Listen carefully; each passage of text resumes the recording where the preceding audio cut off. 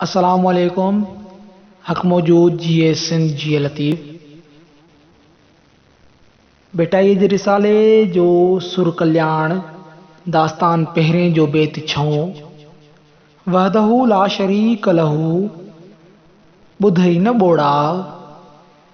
वहदहू ला शरीक लहू ॿुधई न ॿोड़ा के तो कन्नई न सुआ जे घट अंदर घोड़ा ॻाड़ींदे ॻोढ़ा जिते शाहिद थींदई साम्हूं।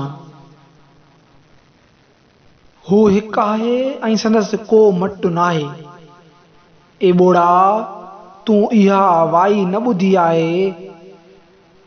ही जो तुंहिंजे अंदर में हकलूं पियूं पवनि से छा तो कननि सां न ॿुधियूं आहिनि जिते तुंहिंजो साम्हूं अची शाहिद बीहंदा तिते हंजूं हारणियूं पवंदियूं।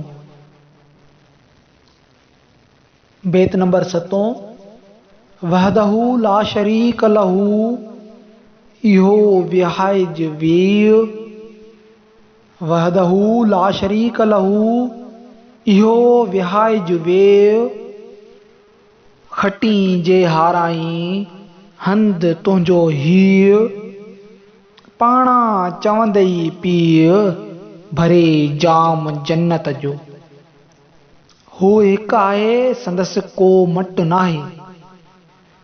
तूं उहो ई सौदो पियो कजि तुंहिंजे खटण या हाराइण जो हंधु हीउ जहान ई आहे।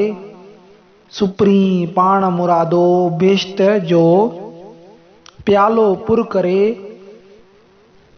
तोखे चवंदो पीउ। बेत नंबर 8।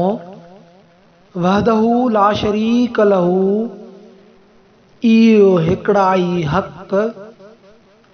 वहदहू ला शरीक लहू इहो हिकिड़ा ई हक़।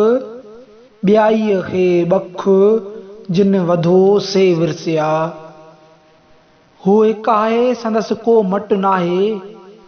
उहो ई धणीअ जी हिकिड़ाईअ खे परोड़ण जो शर्त आहे। जिन ॿियाईअ खे भाकुर विधो से गुमराह ऐं पशेमान थिया।